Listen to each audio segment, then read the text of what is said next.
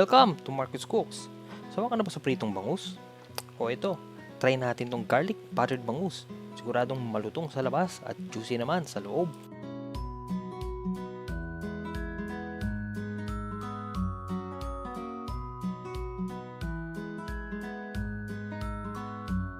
Umpisahan natin yan sa pag-prepare ng ating bangus.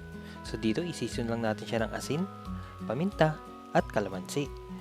Pagkatapos yan, ididip lang natin sa cornstarch at i-coat natin yung bangus. Pagkatapos nun, pwede na natin siyang iprito.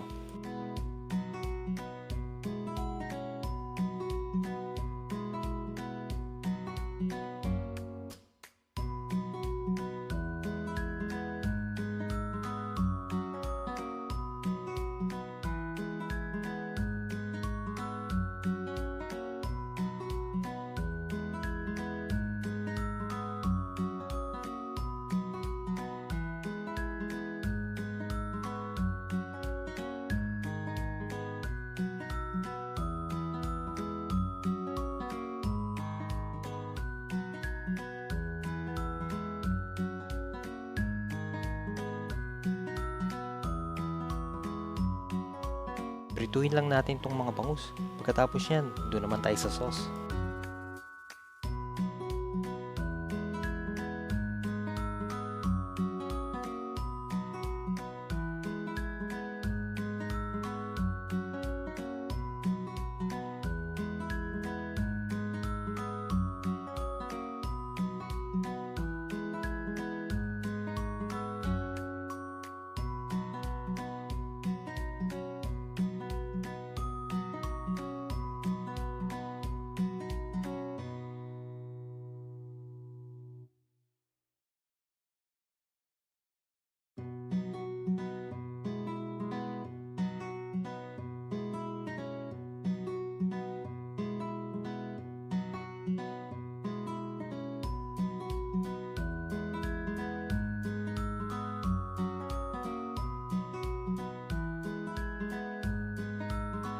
Sauce naman tayo.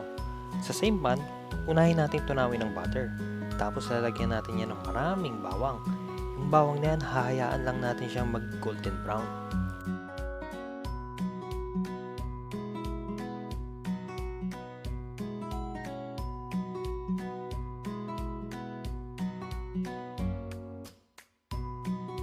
Dito ay magdadagdag din tayo ng oyster sauce. Tapos hahayaan nating mag-caramelize muna siya bago natin patayin yung apoy.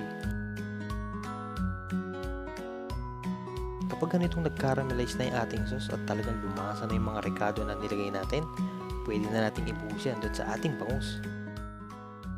Yan, handa na ang ating garlic buttered bangus. Masarap, crispy, at madali pang gawin, di ba?